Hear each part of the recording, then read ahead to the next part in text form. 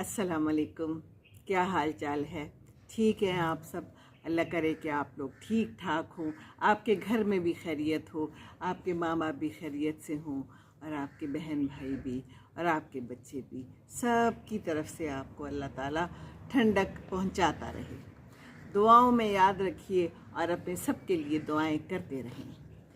मैं भी कुरान पढ़ रही थी तो मेरे सामने कुछ बहुत ही खूबसूरत सी आयत गुजरी। मैंने कहा कि मैं आप लोगों के साथ शेयर करूं कि आपके रब ने हुक्म दिया है कि अल्लाह के सिवा किसी दूसरे की इबादत मत करो, अपने माँ बाप के साथ अच्छा बर्ताव किया करो।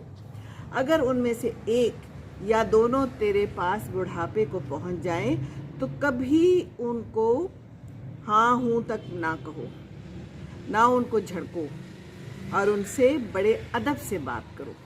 उनके सामने शफकत से इंकिसारी के साथ झुके रहो और यूं दुआ करते रहो कि ऐ मेरे रब तो उन पर रहम फरमा जैसा कि उन्होंने मुझ पर बचपन में रहम फरमाया और शफकत से पाला। मैं अभी वीडियो मैंने एक पहले भी बनाई थी और उसमें फिर मैंने यादाश्तें लिखी हैं और यादाश्तें मैंने लिखी हैं कि अम्मी जब हयात थी तो उस वक्त की बातें लिखी हैं और अब्बू की बातें कुछ मैंने बताई हैं, लिखी नहीं बताई हैं कि किस तरह थोड़ा थोड़ा जो है ना यादाश्त का मसला हो रहा है। और फिर जब बुढ़ापे में कमज़ोर हो जाते हैं ये लोग तो फिर हमारे ऊपर पूरे के पूरे डिपेंडेंट हो जाते हैं और हमने ही उनको देखना है और हमने ही उनका ख्याल रखना है। और बात बात पे बात दोहराते हैं, बातों को याद करते हैं, भूल जाता है, बाथरूम जाने का मसला हो जाता है। अम्मी की बातें मुझे याद आ रही थी कुछ और, मैंने कहा मैं आपके साथ शेयर करूं क्योंकि ये हमें पता नहीं होता और हम लोग इन बातों को सीरियसली नहीं लेते। मुझे भी नहीं पता था लेकिन मुझे बाद में पता चला है।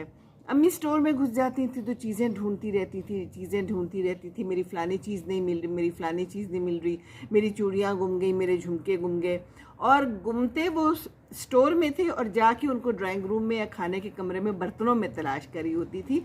तो मेरे लिए ये लॉजिक उस वक्त समझनी मुश्किल थी, मुझे समझ नहीं आती थी। मैं उन्हें कहती थी अम्मी अगर स्टोर में रखी थी तो यहाँ कैसे आ सकती है? कहती है क्या पता आ गई हो। बाथरूम जाती थी तो बाथरूम से नहीं निकलती थी और छोटी छोटी चीज़ें रख के भूल जाती थी। अबू ने कहते थे कि भाई ये पैसे रख लो तो भूल ना जाना कहीं रख के। अबू मजाक में कहते थे क्योंकि ये रख के भूल जाती थी, इनको फिर याद ही नहीं रहता था खाना खाया है कि नहीं, याद ही नहीं रहता था। दोबारा कहती थी मुझे खाना दे दो, मैं कहती थी अम्मी अभी आपने खाया है। कभी कभी मुझे अजीब लगता था लेकिन मुझे उस वक्त समझ नहीं आई थी। मैं बात जो सिर्फ करने लगी हूँ कि कई दफ़ा हमें अपने माँ बाप की, बुज़ुर्गों की समझ नहीं आती कि ये ऐसा क्यों कर रहे हैं।